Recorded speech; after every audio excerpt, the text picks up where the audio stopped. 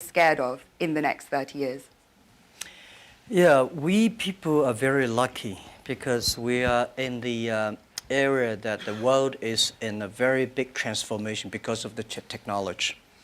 I think we read a lot on the books that 200 years ago when the first industry have a lot of great people, and then 100 years ago, electricity revolution came, a lot of success people. So now the technology come. This new technology will also create a lot of successful people, interesting careers. But honestly, every technological revolution come is going to create a lot of social problems.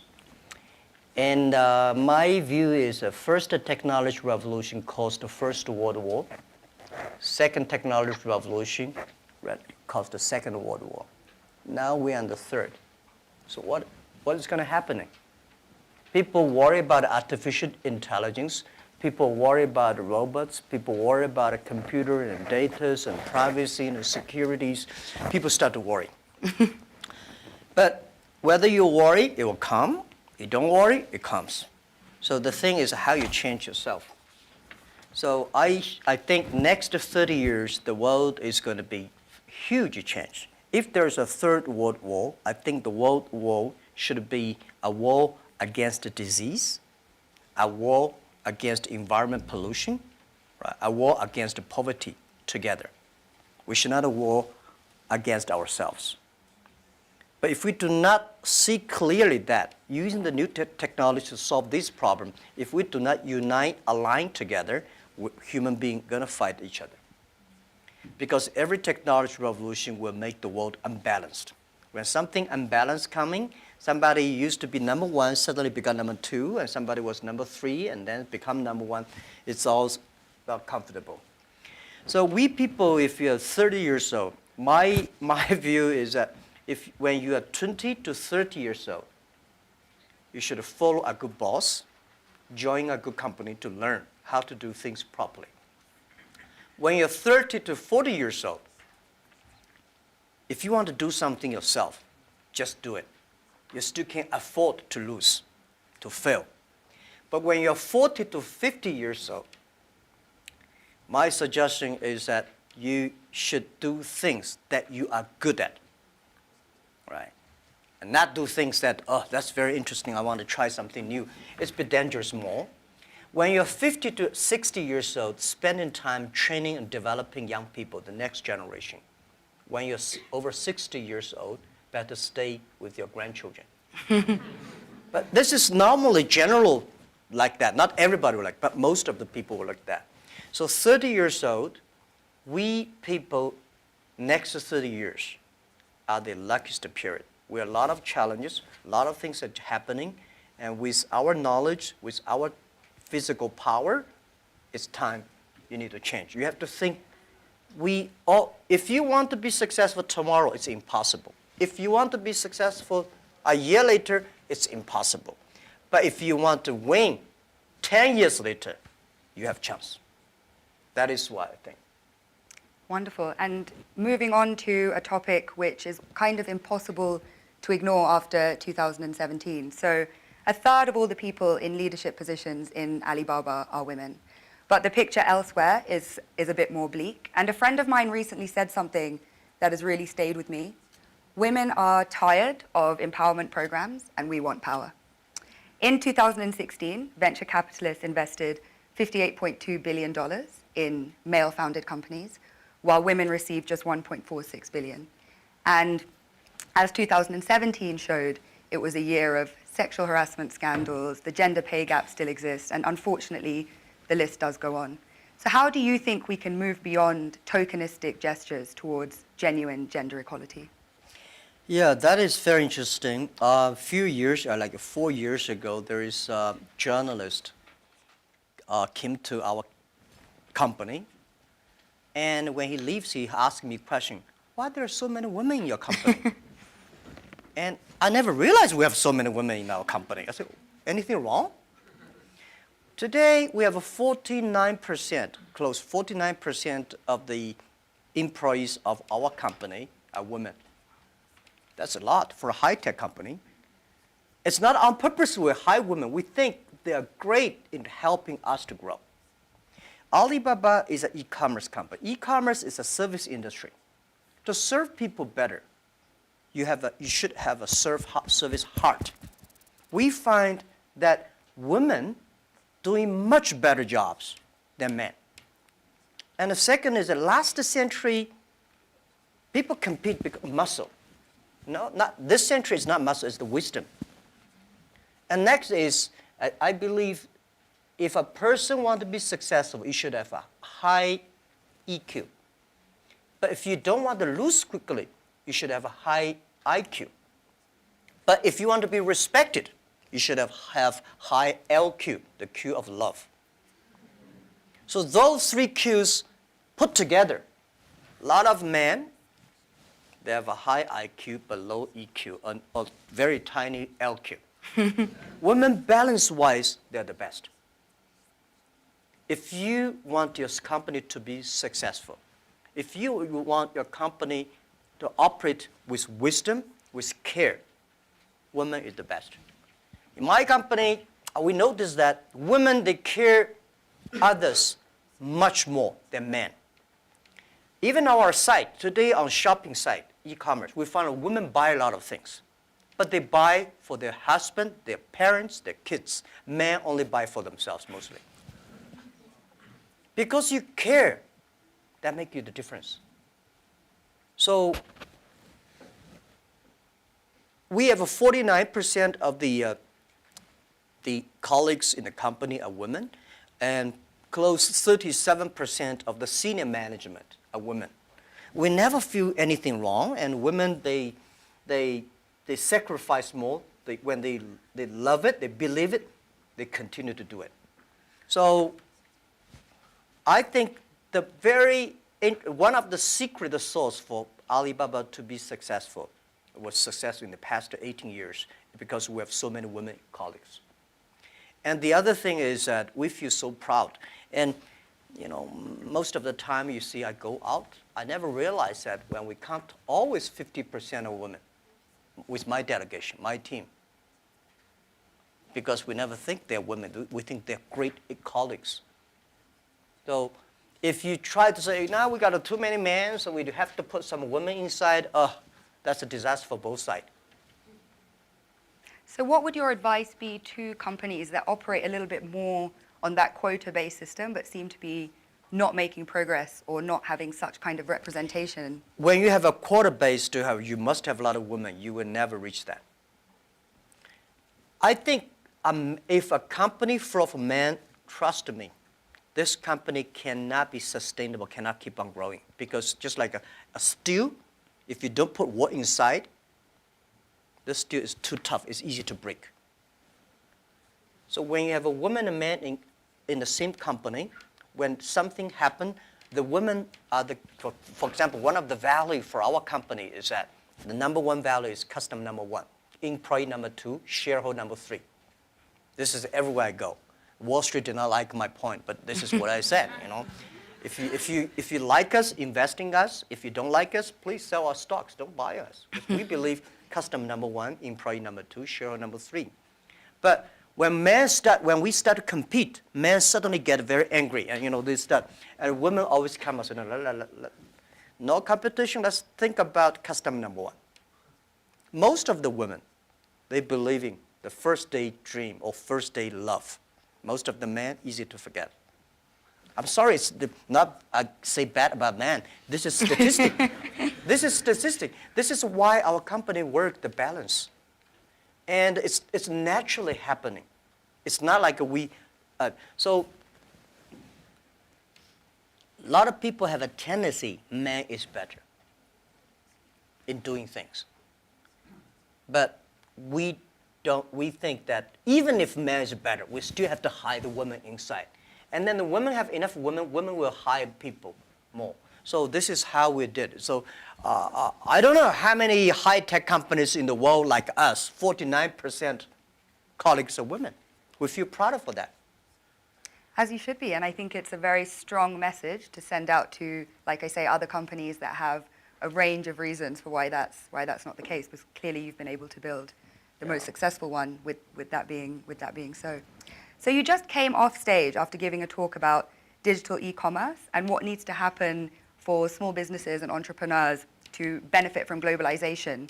At a time when globalization once again is being questioned, is it really delivering for the most vulnerable? Is it delivering for people in the global south, etc.? So what is your message to people in this room kind of about globalization, really? I think globalization cannot be stopped. Nobody can stop globalization. Nobody can stop trade. And I believe if trade stops, war starts.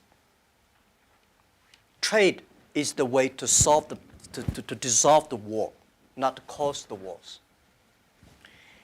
I think globalization did a fantastic job in the past 30 years. Enriched a lot of countries, but of course, caused a lot of problems, right? Young people did not have opportunities. Small business have not opportunities. Developing countries were neglected. But it's only 30 years. It's a baby. It's a growth. You have to improve it. If you do not improve it, then you kill it. It's easy. Most of the time, to kill something is much easy. So my beliefs, it's our generation's job. Today, we have a better technology. We have a better knowledge about globalization. And it's our generation's responsibility or opportunity to improve it. Tell me, how can you stop globalization? Now, artificial intelligence come, robots come.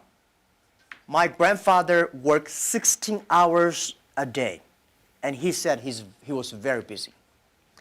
We work 8 hours a day. We said we are very busy. Our children may only work 3 hours or 4 hours a day for 3 days a week. I bet they will say, oh, we're very busy.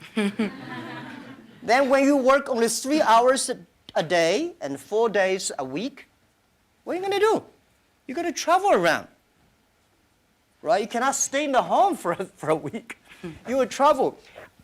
30 years ago, normal life, you visit 20 to 30 cities whole your life. 30 years later, in your life, you will visit 300 cities in your life because of mobile. How can you stop it? It's impossible. So thinking about that, the only thing is to improve it, to make it simpler. Global trade should be simple, should be modernized, should be inclusive. Everybody have the opportunity. So my strong message is that, well, I feel sorry for WTO. They did a great job, but in the past 20 years, when you put the 200 government ministers in one room, how can they agree on something? Right? Because I don't like your country. No matter how good suggestion you have, I say no. But business people, even if we put 200 business people in one room, we will surely agree on something. And this is what I believe. The next generation of globalization should be inclusive, should create opportunities for young people to get involved. The first globalization in the human history was controlled by few kings and emperors.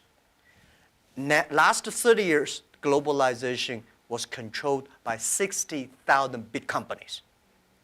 If you're not among the big companies, if you're not in the big, powerful countries, you don't have a chance. The next 30 years, I bet we will have 6 million or 16 million or 16 million companies get involved in globalization. And I'm sure we will make it happen. Together with a lot of people, maybe with you. With a mobile phone, if people still using mobile phone 30 years later. With a mobile phone, you can global buy. You want to buy something from Kenya, you just click. You want to buy something from Norway, you click. Global buy, global sell. If you're a small thing, without internet, you can only sell in your village or small town. Today, you can sell across the world. And global pay, global delivery, and global travel, The only thing you have to bring is a mobile phone, no, not even a passport. This is going to happen in 10 years. And this is the message. Let's catch this opportunity. If you complain, the other people catch it. If you catch the opportunity, embrace it now, you will be the next Alibaba. People like me, I was born in a very poor family. I never got a great education. I failed all the examinations. For what reason, I don't know. But later, I realized I don't have money, I don't have technology, I don't have a lot of good backgrounds. We have a rich uncle or something, no. The only thing I competed with my people, the young people, is let's compete for 10 years later. This is what I believe 10 years later will be happening.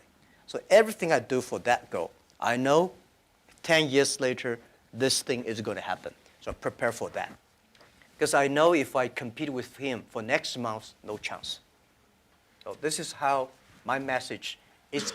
It's a challenge, but it's an opportunity. And it's the opportunity for people like us. This world, the most difficult thing is to convincing a successful people. When you tell him, this is a great opportunity, he says, no, forget it, right? I've been doing this for 30 years. But for people like us, we're looking for opportunities in order to survive. So we will do anything to be creative. So this is the message. 30 years, it's an opportunity for us. It's a challenge for those people who are 60 years old. If they're 60 years old, not discrimination, but it is tough for them. And maybe says something about how we need to look at government as well in terms of more young people entering and doing policy making. So if there are these 6 or 16 or 60 million businesses and we're all kind of hyper-connected, on a more fundamental level, do you think consumption is making us happy? Consumption? What do you mean consumption by making us happy? But through consuming, are we becoming happier through being more connected? Is that genuinely driving of course, connection? consumption will make, without consumption, definitely we're not happy, right? But if the consumption may not be, the thing is that for me, people like me, people say, Jack, you are very rich, but I don't have time to spend money. And I know this money does not belong to me. When I have 1 million, 2 million, it's my money. But when you have 20 million, problem comes, you think the US dollar is going to devalue or English pound and the stock market is going to problem. When you're over $1 billion, that is the responsibility because the society trusts you can manage the money better. If you think that is your money, you'll get into trouble. This is what I always believe. That's the, how can a person have 20 or $2 billion? No matter how hard you work, you should not get 2 billion or 20 billion. The money people put on you is the trust and credit you have. So you should spend money better than government. You should spend money better than the other people. Spend money on the right places. So consumptions, yes. And like a service industry, let me tell you one thing. The AI robots is going to kill a lot of jobs. Because in the future, machine. But there will be, we have to create modern service industry. Service industry is going to have, service is got a lot about consumptions. So doing the consumptions, service industry has huge hope. But you have to do uniquely. I think from that slightly philosophical point, we can turn to the floor for questions. So if you,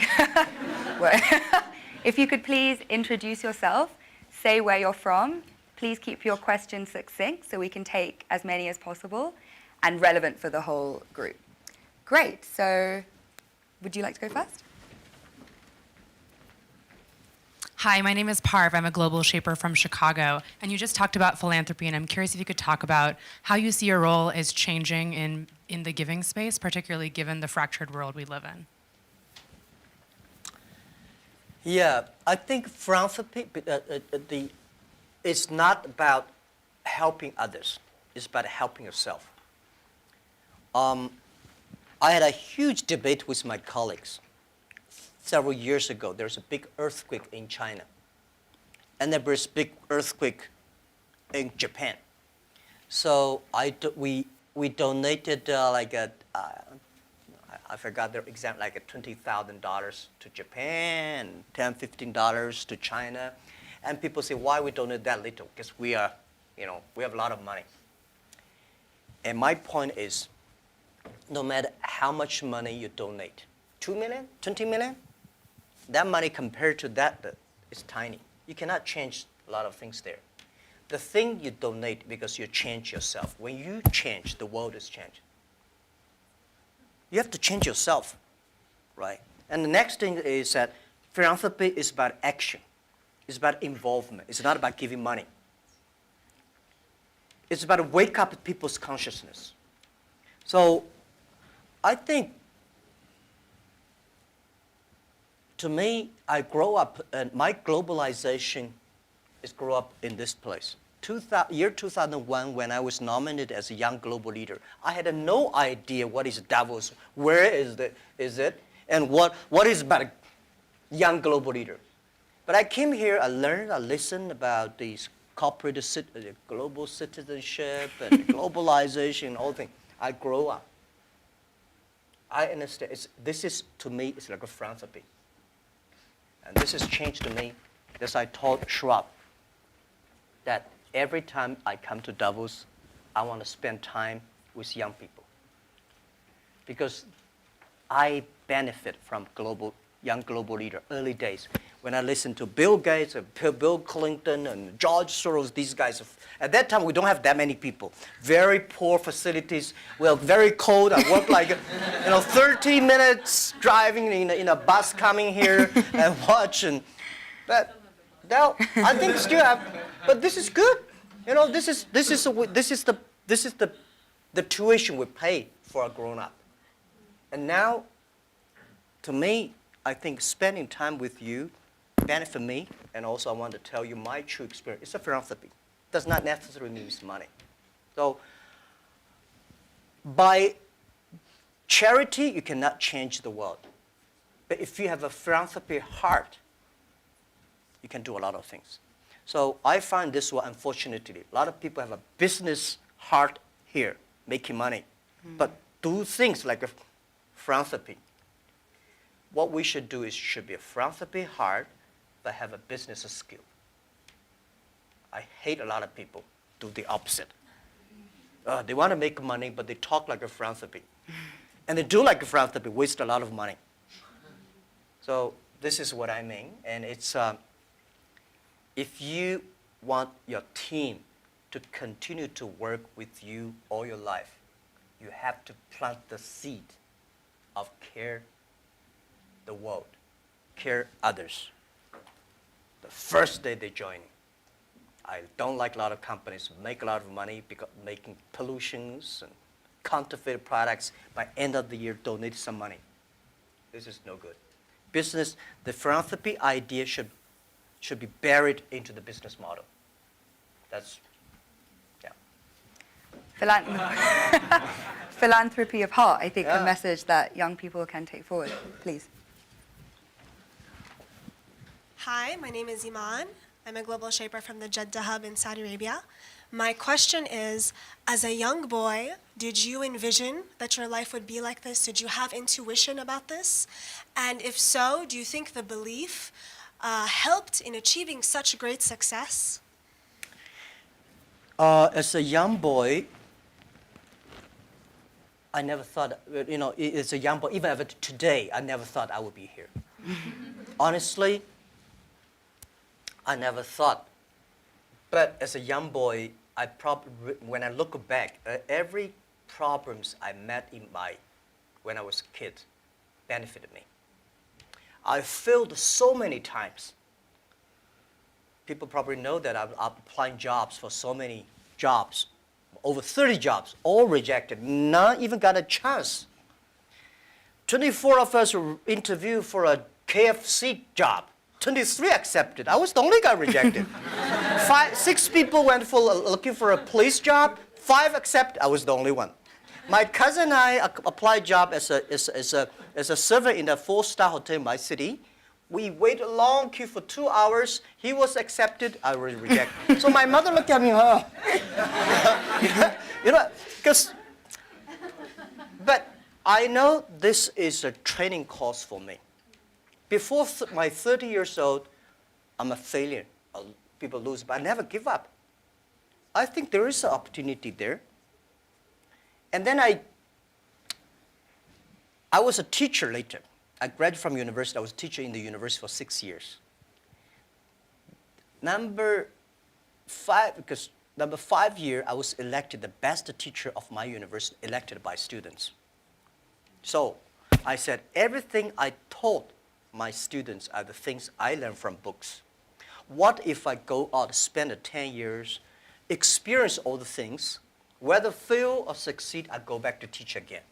That was my original thinking doing Alibaba. So I never thought I could be rich. I never thought I would be successful. I never thought we could survive for 18 years. And then we made it. The only thing that today we should do is share the experience and know-how, especially share the mistakes, suffers with others. My thinking is that, you guys remember, if you want to be successful, learn from the other people's mistakes. Don't learn from the successful stories. Successful stories they make, don't listen to that. There are a lot of reasons behind it. Just like I remember the first time Harvard Business School came to us, say, Jack, we want to write a case study for you. That's years 2001 or 2000. They came, they spent 1 week, and they write a report, and I read, no, I said, this is not me.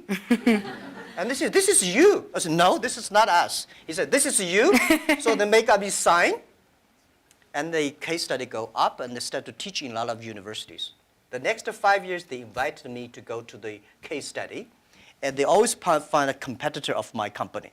And after every case study, Alibaba will die, that company will succeed. All the students agree. And actually, every 5 years, all the competitors die, we still survive. So how can you study this kind of a successful story? Learn from the mistakes, the other people. No matter how smart you are, you will encounter these mistakes. You learn from mistakes not because you will be able to avoid mistakes. You will able to, when these mistakes come, this suffer comes, you know how to deal with it, how to face it. The book I want to write, if I can, is Alibaba 1001 Mistakes. This is the most treasurable things that in my life. In my life, it's not how much we achieved. It's how much we gone through the tough days and mistakes. And this is what, if you start to think now, it would be good. So if you ask me when I was a boy, I never thought about that. Never. Let's go to the back of the room.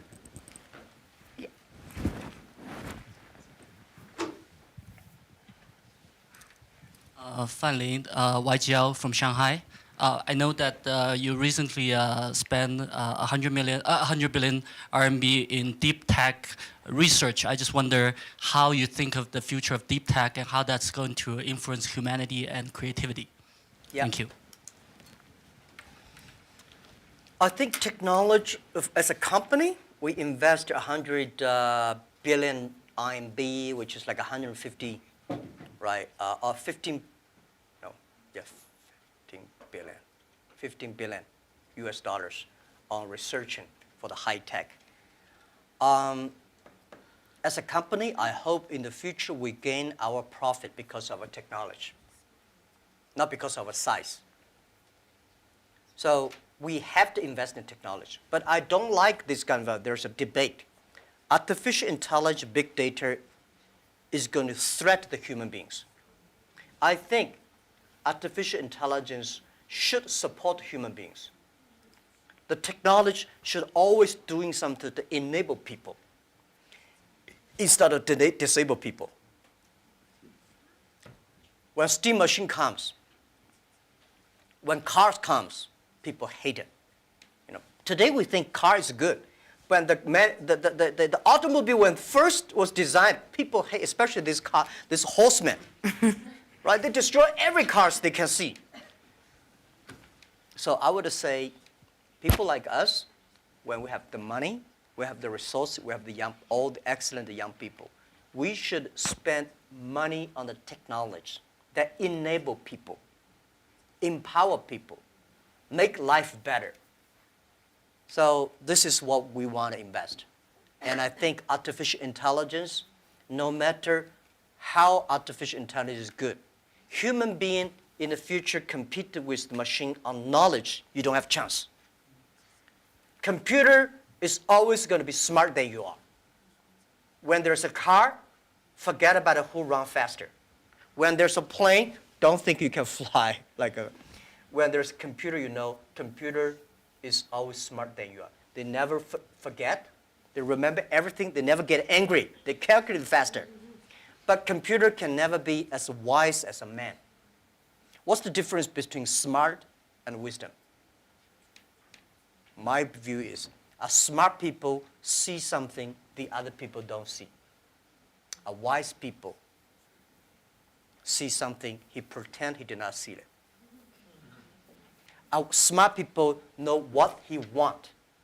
A wise people know what he doesn't want. A wisdom, the person with wisdom knows, only you know I don't want this. Then you know what do you want. So I think this is the money we invest to support human beings, not supporting Alibaba. This lab is open to the whole world. It's not supporting Alibaba at all. Yeah. Wonderful. So hi, I'm Saad, Global Shaper from the Islamabad Hub. I really want to know what you think about leadership. Is it something that comes from the heart when it comes to decision making as a leader, or is it something that that you have to take, you have to think through your mind as well, or is it a bit of both? Like as a leader, when you make decisions, would you go with something that you really feel about from your heart, or would you try to have a mix of your mind and your heart when you make decisions? Yeah, I think it's a good question. I've been thinking about that. First, it's your nature instinct. There must have something that you different. Second is you need training. You should be trained through all the tough experience, but still positive. I found out some great leaders in the world. They are always positive. They never complain others, and never complain. And they look at the things in a different view, like normal people. So I think people in my company, at the beginning, they don't like me because I'll always think about 10 years, 5 years. And then after we're working together for 3 or 5 years, they find, you're right. Then we got the credit rating. And as a CEO, one of the jobs, when everybody's happy, you have to see the unhappy things. When everybody's unhappy, you have to see the happy things. So leadership is nature, but you have to have train and learn. And I got my leadership upgraded in Davos. I see so many. Ali Enter Financing, how many people here know about Alipay? Thank you. Alipay's decision was made here. I was thinking about Alipay, but I was not dare to launch Alipay because in China, if you do financing without license, you will be in jail at that time. So I went to the banks, can you help us do the e-commerce on transaction? No. No banks would accept it. So if there will be no Alipay, no financing, the e-commerce would go nowhere. So year 2004, I was here. Listen to a speech by 2 state leaders about leadership. And this guy said, leadership is about responsibility. You believe it, but the people don't believe it. But if you think it's so critical, You should pay any price to do it. So that day changed my mind, and I called back to my team and say, let's launch it within 1 month. If somebody has to go to the jail, I go to the jail. Who will be the second one follow me? If I go, you continue, and you go to the jail, you go continue. That was called the leadership determination. And year 2004, I made a decision here, I called it back. And now today the Alipay launched, and it's so big, over 800 million people today using Alipay globally. This is called, yeah. Wonderful. Shall we take one from YGL to be fair? Any questions? Yeah, please. Hello, my name is Pablo from Costa Rica, YGL. And given your perspective of caring and being a trustee of all this, what do you do for self-care and also maybe within your company? Because earlier on, often you can cut through sleep or other things in a silly way, and you realize that if you plan for the long term, one also has to take personal care, be either mindfulness or prioritizing better. And how are you doing this, and how do you promote that in your company? Well, I'm lucky that I have 18 co-founders, and most of them are my students. When in my apartment, I told them my dream and my mission, and we videotape. Funny thing is that when Alibaba launched for the first day, I said, let's videotape everything. Every important meetings that we join together. The purpose is that someday, if we fail, we give the videos to the people to research why we fail. If we succeed, give the videos to the other people. So we have almost a whole house of videotapes. So the first videotape, I speak for 2 hours, and those guys look at me, okay, so that's what you want to do? I said, yeah, this is what I want to do. I was the first, I know nothing about technology. I know nothing about management. I know nothing about, but the only thing is that you don't have to know a lot of things. You have to find the people who are smarter than you are. My first way is always find people who knowledge on computer smarter than I am. Accounting, smarter than. For so many years, I always try to find the people smarter than I am. And when you find so many smart people, my job is to making sure the smart people can work it together. And then if smart people can work it together, it's easier. The vision they will believe. Because if stupid people can work it together easily, smart people can never work together. But stupid people work it together easily, they don't believe the vision. The people who believe the vision, but they don't work together. So very important is finding smart people, and my job is 2 things. Making sure they work together. So the culture is important. Long term, you should be ideal with great, strong vision leader, but you should also have to survive today. If you don't survive today, you're gone. So the best way to promote your company is not you, it's not me as the CEO. The best way is your product, your services, your employees. The best product of your company is your employee. So I spent a lot of time, early days. For the first 2,000 employees of Alibaba, I speak everybody for 1 or 2 hours when they're joining. I said, I will never promise you will be rich. I never promise you will be promoted. But I promise you'll suffer. I promise you will have a terrible life, and right? And all the terrible things I promise when you join this company. Right? But good things. If you promise good things, you are misleading them, because I cannot promise myself. We know this is the future, but we are not sure that we will be there. But if we don't work together, we all will lose our job. So that's the thing. And they do always say, and I think I've experienced this myself, if you knew how hard it would be, would you do it? And it seems for you, a key part of leadership is leaving the ego at the door and being willing to hire people better than you, who you can then kind of empower to carry out your vision. Yeah. Wonderful. Yeah. Hi, I'm Iman from Global Shaper Jakarta Hub. How does your experience of being a teacher influence how you run the business today? And do you have any message for those who are working in education space? Thank you. How the How does your experience of being a teacher in early days Oh. influence how you run the business Oh, today? yeah. Let me tell you one thing. I never thought I could be a CEO. I never thought later I'd become a good CEO. One of the things I learned is from teachers. As a teacher, very important character of a teacher is the teacher always expects his students better. I want this student to become a banker, that student to become a mayor, that guy is a scientist. This is all teachers want. If you don't have this kind of thinking, it's a terrible teacher.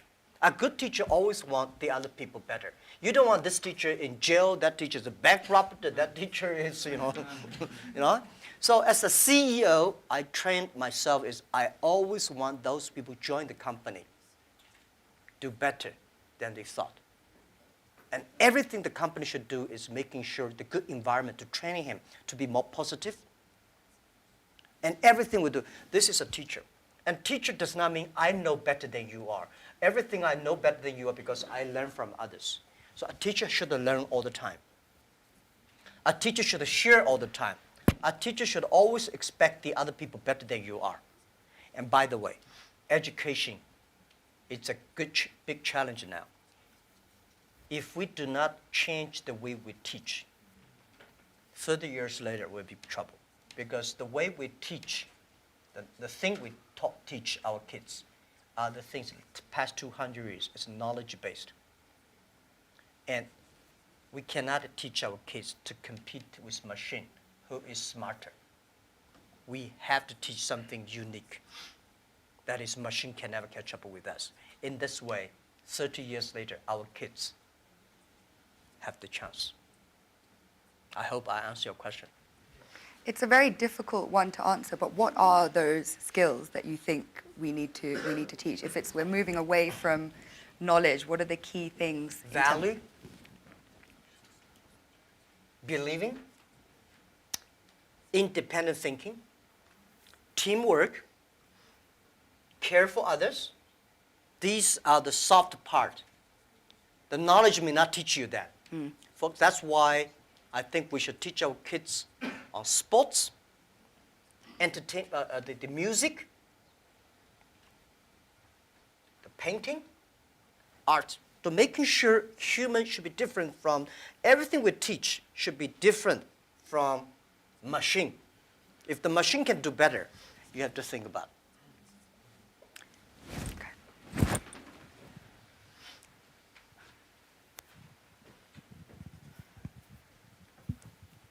Hi, this is Hashim Al-Musawi from Manama Hub, Bahrain.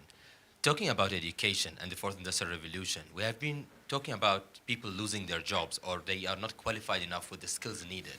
What are you doing for the people within your company to get up to date, to get continuous learning, to know what's the technologies needed for the future? Thank you. Okay, luckily I don't have to do a lot of these kind of things in my company because we are fighting every day for the future. We know if we do not work hard, Facebook, or Google, and Amazon, all these are going to do better, right? So this is why we are globalized. It's a competition globalized. But we know that it's not about technology competition. All the people today, not like 18 founders, we only have 2.5 people are engineers. Today we have more than 25,000 engineers. They are all smart people. They do much better job than the 18 years ago. But the only thing I want to making sure that these people have a philanthropy heart. Because the data we have, the technology we have, if they do not have a great heart inside, we are going to make disaster for the world.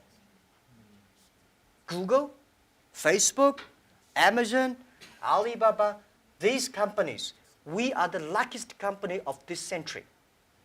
And we have the if we're lucky, we have the responsibility that we should have a good heart to do something good. But on the other thing I want to say is about that making sure that everything you do is for the future. For example, you know about Singles Day? Singles Day, shopping day. November 11th is the day we created. Last year, that day, we sold 25 billion US dollars for one day. And for the first minute, over 70 to 80 million people rush inside to shop on the mobile phone. So you have to making sure the system is good enough. We have to finish 270,000 transactions per second. Can you imagine that? hard to compute. 270,000 transactions per second. If we do not have that kind of computing capability, the whole system will crash because we have several hundred million people waiting to pay the money. So this technology, we know why we do this for one day, because we want to test the technology. This technology should be inclusive, because we know today in China we create probably like 100 million package delivery. We believe a day. 5 years later, the whole world would deliver 1 billion packages per day. Think about what's the technology. Are we ready for that? So the Singles Day is to testing this technology and to be inclusive. So making sure the market drive them, not the boss drive them.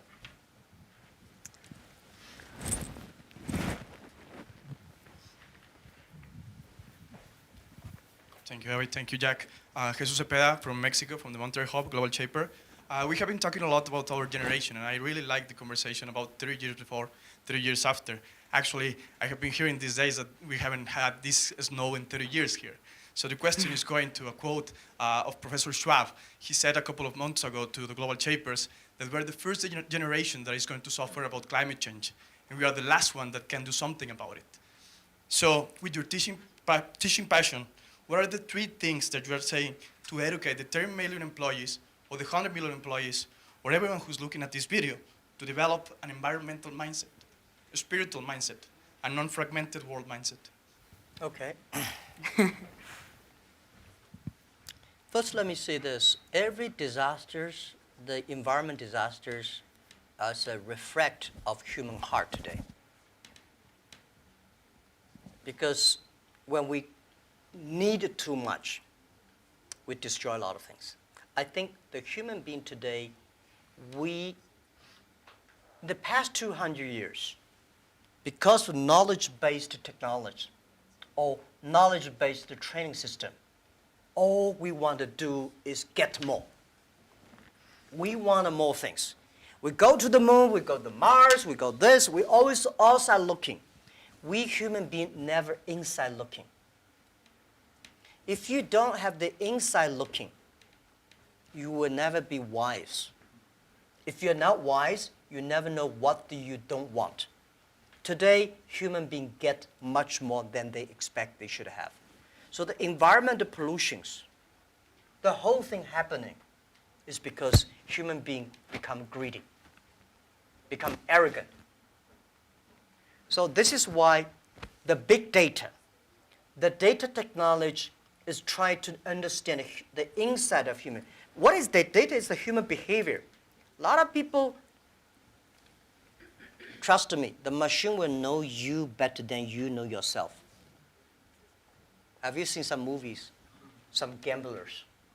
You know, they're great. They look at the eyes. If he got a good card, this eyeball will shake. But normal people don't see it. The machine see all the details. Machine know you better. So what I would say is that in the data period, human being next to 100 years, human will try to understand inward looking. We will see a lot of ugly things of ourselves. When knowledge-based outward looking, you see the ugly things of the others and good things. When you look inside looking. This is Chinese philosophy. Chinese people, our believing is always inside looking. We're supposed to have inside checking every three times a day. But not really. If you can really do that, you can do that. Then you'll be good. So for environment, you're right. If we do not make action, take action, all the money you make will spend in the hospital, medicine. Our kids will be in big trouble. So let's fix it. And first fix our heart, fix our know-how, and fix our belief. When you have a belief, when you have a religion, when you have a value, it's better. So I think this is what I concerned me. This is what I think the young people should always have, the value, the mission. If you have something you believe in your heart, then it will be different. This is what next 30 years education should be focused on. We have time for one last brief question. Karuna?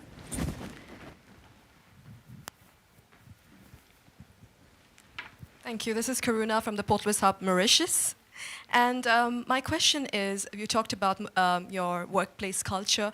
I'd like to have one or two examples, if possible, of how do you motivate your employees. And I'd like to throw in a last question is, how much do you sleep? Because this is such a controversial topic and I keep hearing different versions. Thank you. What about keep the different versions? Some people say you don't need sleep. I've heard CEOs sleep only 4 hours. I've heard CEOs sleep only 3 to 4 hours, and whereas I've heard you need at least 8 hours. So yeah, I'm a bit divided, and I'd love to know your secret. Thank you. Yeah. How do I motivate, incentive or motivate my colleagues? You have to find the people that can mobilize themselves. It's impossible to encourage a negative person. So the people you hire, the people work together, they have to be, or you cannot, we have 65,000 employees now, you cannot hire all of them that positive, but at least the people work with me. My management, leadership, several areas, they have to be positive. They have to know to incentive the others, because I cannot incentive everybody. And making sure the culture. So I think it would be very painful for me to talk to my vice president, and he need to be incentivized and mobilized every time, right? This won't work. If he does not know how to incentivize or mobilize his people, it's better. I don't think he will be the vice president. He should be a good engineer, good designer, but not a good leader. A good leader should know how, but not by only money. Most of people incentivized or mobilized not because you give them a lot of money.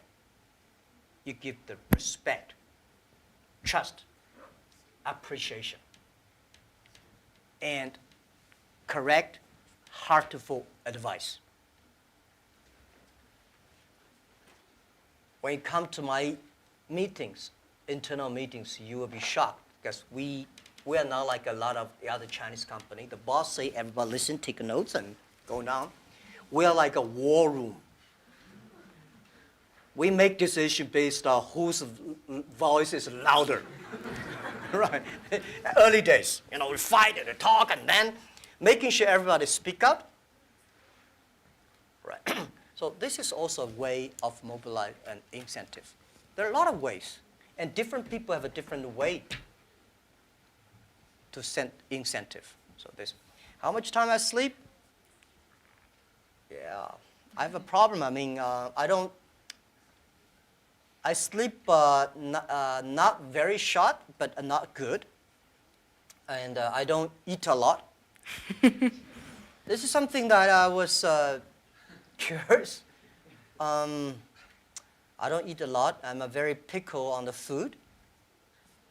And I don't know, sometimes I would love to see what the things that make me work like that. But for sure, that if I suddenly give me 1 month vacation, I'll collapse. I think there'll be something in my heart, maybe the mission. At the beginning, it's a mission of 18 people. Today, we have 65,000 people. they all believe the mission. So if I give up, I can give up my position, but I should not give up the mission. If I give up, everybody say, hey, no. So, and then especially today, Alibaba at this size, people continue to say, for this size, the growth rate will be tiny or down.